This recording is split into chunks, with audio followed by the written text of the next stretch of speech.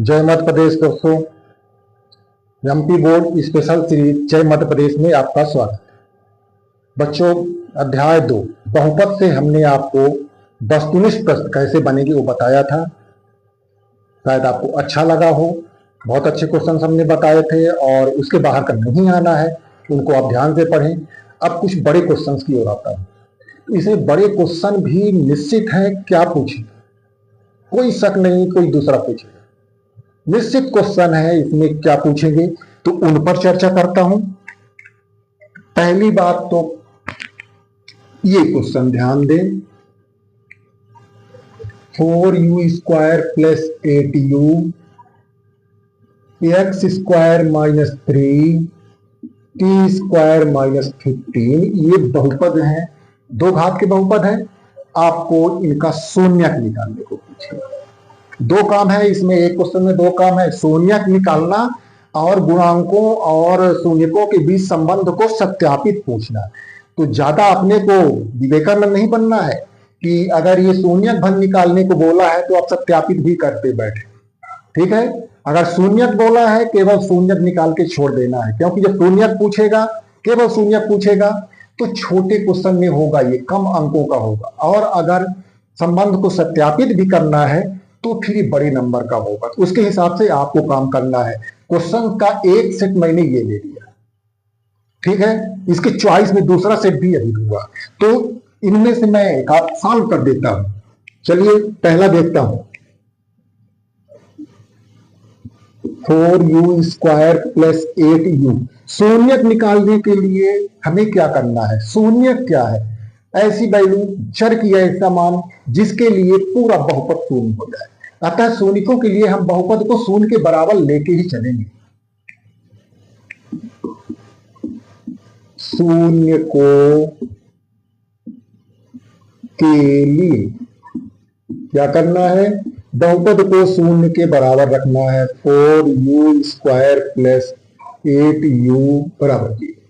अब गुणनखंड करना है इसका, तो इसमें तो मध्य पद भर है, आगे तीसरा पद है ही नहीं है, तो अब इसमें मध्य पद विभाजन से काम नहीं चलेगा। सिंपली कॉमन ले लें, दो पद हैं, दो पद में हम कॉमन लेते हैं, उभयनिष्ठ लेते हैं, सीधे उभयनिष्ठ ले लें। 4 से का भाग लग जाएगा, 4 में भी 8 में भी, एक 4 बाहर ले लें।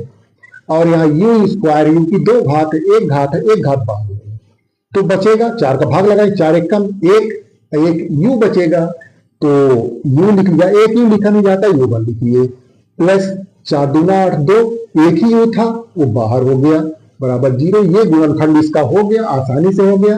अब दोनों गुणनखंड को अलग अलग शून्य के बराबर, 4u बराबर 0 या u धन 2 बराबर 0, तो यहां से u हो जाएगा 0/4। 0 धन 4 नहीं कर दीजिएगा, गुणे में है, भाग में होगा आगे जाके। और यहां से u हो जाएगा ऋण 2, तो 0/4 शून्य में 4 का भाग देना है, शून्य आएगा, u बराबर 0, u बराबर ऋण। तो अगर शून्य भंग निकालना था तो यहां से इसकी कहानी खत्म होती है। ठीक है, आगे काम फिर नहीं करना आपने। शून्यक निकालना होगा तो निश्चित तौर पर कम अंक का प्रश्न होगा, 2 का होगा। अच्छा, अब अगर सत्यापित करने को ही बोलता है कि गुणांकों और शून्यकों में संबंध को सत्यापित कीजिए, अब आपको आगे काम करना है। तो ये शून्य का है, ये अल्फा और बीटा है, किसी एक को अल्फा लीजिए, alpha equal to 0, beta equal to -2। अच्छा, अब यहां ये ए बी सी चाहिए, ए चाहिए, बी चाहिए और सी चाहिए, यानी गुणांक चाहिए। ए एक्स स्क्वायर का गुणांक, एक्स स्क्वायर यहां नहीं है, एक्स नहीं है, यू में है, तो यू स्क्वायर का गुणांक, यू स्क्वायर का गुणांक यहाँ, यानी उसके पहले जो संख्या है वो आ गई 4। बी एक्स का गुणांक, एक्स यहां नहीं है, यू है, तो यू का गुणांक देख लीजिए वो 8 है।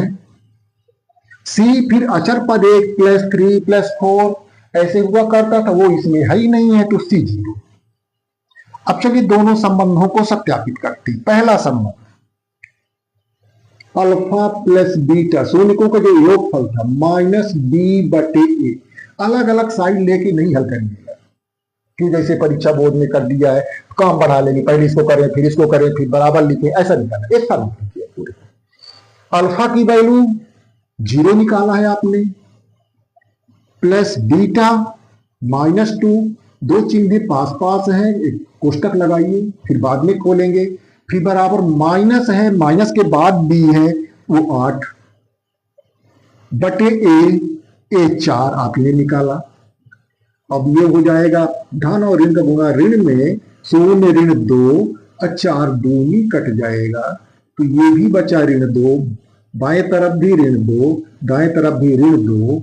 ये सत्यापित हुआ। क्या हुआ? सत्यापित हुआ। अभी एक संबंध एक तो और था ना, कौन सा था? यही बगल में कर देता हूं, अल्फा गुणे बीटा, यानी शून्यकों का गुणनफल सी बटे ए होता है।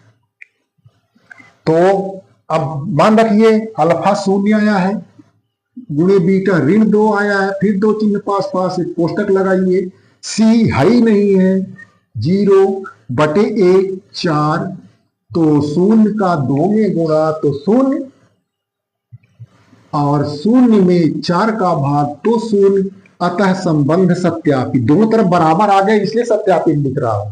आप ये नहीं लिख दीजिएगा कि अलग अलग आए, लिख दे संबंध सत्यापित नहीं होगा, ये संबंध सत्यापित होगा, सत्य है। अतः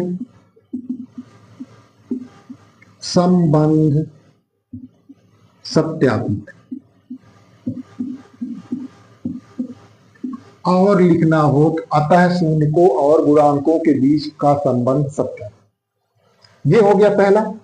एक है, अगला काम खत्म। अब दूसरा है x² ऋण 3। तो कहिए तो x² ऋण 3 वाला मैं कर दूं या t² ऋण 15 वाला मैं कर दूं, दोनों एक ही। ये प्रश्नावली में है, ये उदाहरण एक ही जैसे हैं। तो वही शून्यकों के लिए हमें क्या करना है? पहला काम, पहली लाइन से इसके अंक होते हैं शून्यकों के लिए। अगर आपने इतना लिख दिया x² ऋण 3, तो एक स्टेप आपका हो गया बराबर 0, एक स्टेप आपका हो गया। इसके भी कुछ अंक रहेंगे। अब गुणनखंड करना है, दोनों में कुछ कॉमन नहीं, हाँ बीच में ऋण जरूर है। तो अगर ये स्क्वायर में है, घात 2 में, ये भी घात 2 में होता, तो a² ऋण b² वाला फार्मूला सर्वसम्मति वो लग जाती। इसको हम स्क्वायर बनाएंगे। ये क्या है? ये √3 का जब स्क्वायर करते हैं तो 3 आता है, तो √3 का स्क्वायर लिख लिया, इसको बराबर 0 लिखे चले। आप लोग फिर 0 छोड़ देते हैं, फिर अंतिम में जबरदस्ती साइड चेंज करके ला देते हैं। अच्छा, अब ये a² ऋण b² के रूप का हो गया, तो जो होगा a धन b एक कोष्टक में, a ऋण b दूसरे कोष्टक में, तो ये क्या होगा? x धन √3 और x ऋण √3 बराबर 0। फार्मूला अलजेब्रा का है, बीजगणित का है। क्या था? a² ऋण b² होता है a धन b एक कोष्टक में, दूसरे में a ऋण b। ऐसा हमारा क्वेश्चन था। x² यहाँ a² माइनस b² माइनस √3², तो हमने उसको इस तरह से बनाया। अब देखिए दोनों गुणनखंडों को अलग अलग शून्य के बराबर रखिए। x धन √3 बराबर 0 या x ऋण √3 बराबर 0, और पक्षांतर करिए √3 का दोनों तरफ, दोनों में x बराबर ऋण √3, ये धन में था तो इधर जाके ऋण में हो गया, और यहाँ क्या हो गया? x बराबर √3। ये शून्यक आ गए। अब अगर शून्यक भर पूछा होता तो यहां से बात खत्म।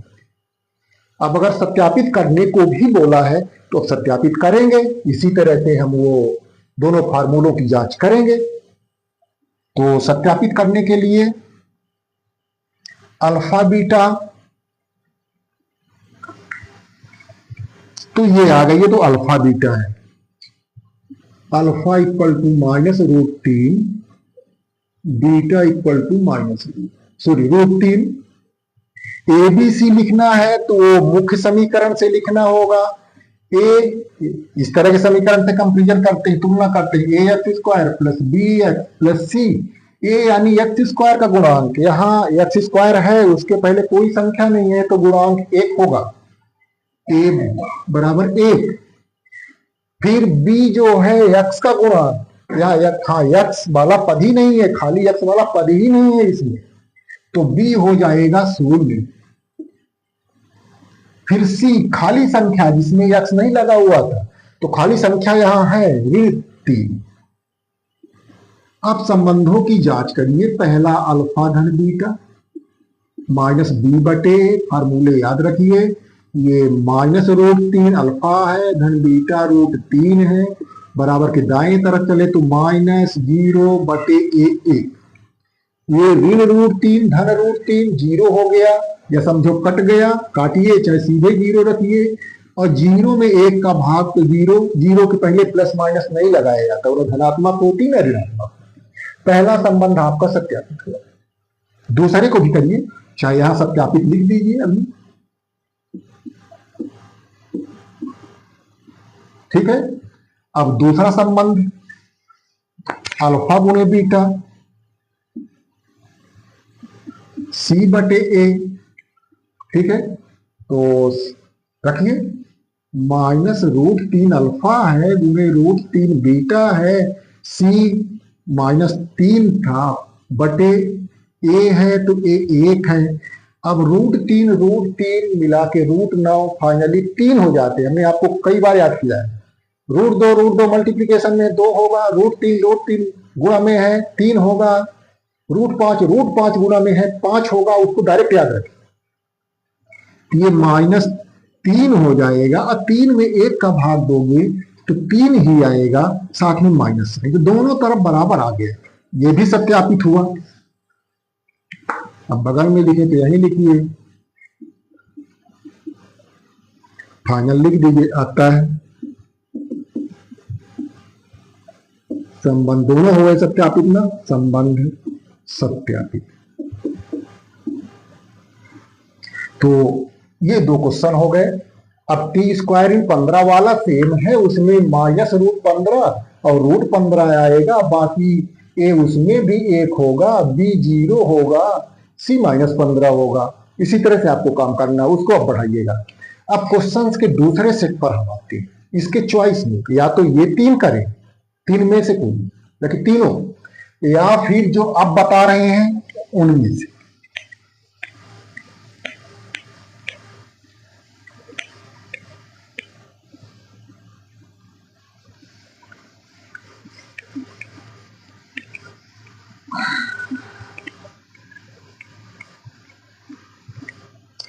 तो वो क्वेश्चंस हैं आपको बहुपद निकालने का। यहां बहुपद दिया था, शून्यक निकालना था, फिर संबंध सत्यापित करना था। और दूसरे टाइप का क्वेश्चन होगा कि आपको शून्यक, या कि शून्यक नहीं है तो शून्यकों का योगफल और गुणनफल दिया जाएगा। अल्फा प्लस बीटा दिया जाएगा, अल्फा इंटू बीटा दिया जाएगा। अब बहुपद निकालना होगा। चलिए देखता हूं। ऐसे पहले प्रश्न में पहले 1 और 4 दिया है, बोल दिया है कि शून्यकों के योगफल और गुणनफल दिए गए हैं, निम्नलिखित है, आपको बहुपद निकालना है। तो पहला वाला ये योगफल है, अल्फा प्लस बीटा 4, दूसरा अल्फा इंटू बीटा -1। ध्यान रखें वो 3 क्वेश्चंस का सेट, या कि इस तरह कोई एक क्वेश्चन चॉइस में रहेगा। ऊपर की वो 3 क्वेश्चन जो पहले बताए वो तैयार करें या इनको करें, ठीक है। तो अब बहुपद के लिए हमने एक फार्मूला आपको दिखाया। बहुपद के लिए मैं एक अचर लेता हूं, x² minus alpha plus beta बाहर x plus alpha into beta. इस फार्मूले से हम बहुपद निकालेंगे। यह के रखे रहेंगे, अचर है। x² लिखिए, माइनस अल्फा प्लस बीटा की जगह 4 नहीं था, 1/4 था, 1/4 लिखिए, बाहर बगल में x लिखिए, प्लस अल्फा इंटू बीटा की जगह -1, 2 चिन्ह पास पास है, ब्रैकेट बंद करिए, ब्रैकेट बंद करिए। अच्छा, तो ये कोष्टक खोल देंगे। 4-5 लाइन का क्वेश्चन होता है। धन ऋण का गुणा ऋण 1। हमको सरलतम रूप में लिखना है कि जो बटे के नीचे 4 है तो भिन्नात्मक संख्या अंदर ना रह जाए, इसीलिए हमने के लिया है। तो के का मान जो यहाँ नीचे आ रहा है, ऐसी संख्या लूंगा कि ये कट जाए, तो 4 ही लेंगे, के बराबर 4 रखने पर। तो एक लाइन में के की जगह अभी 4 लिख लो, 4 लिख लिया। x² ऋण 1/4 x ऋण 1, लिख दीजिएगा आगे k बराबर 4 रखने पर। अब 4 का गुणा करिए तो 4x², ऋण यहां 4 का करेंगे 4 गुणे 1/4x, ऋण इसमें भी 4 करें, तीनों जगह करेंगे, यहां भी करेंगे, यहां भी करेंगे, यहां भी करेंगे। 4 गुणे 1, कोष्टक का काम खत्म है, 4x², यहां 4 और 4 कट गए, माइनस 1x को ऐसा x1 लिखिए, और ऋण 4×4, ये बहुपद निकला। अगर बटे के नीचे कुछ नहीं आएगा तो आपको क्या ले लेना है, तब के बराबर 1 ले लेना, अगर यहां बटे के नीचे यहां कुछ नहीं आया तो। ठीक है, ये एक प्रश्न है। एक प्रश्न इस तरह का और बता देता हूं,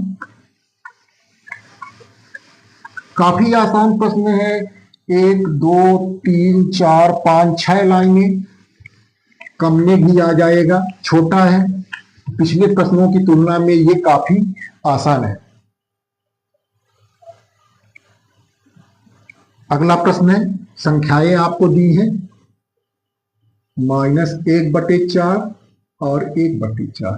पहला वाला अल्फा प्लस बीटा -1/4, दूसरा अल्फा गुणे बीटा 1/4। आपकी किताब के अनुसार पहला वाला अल्फा धन बीटा लिया है, वो दूसरा अल्फा गुणे बीटा दिया है। अगर परीक्षा में बदल देगा तो एक बार पढ़ जरूर लीजिए कि पहले गुणनफल दे दिया और फिर योगफल दे दिया। और बहुपद का वही फार्मूला,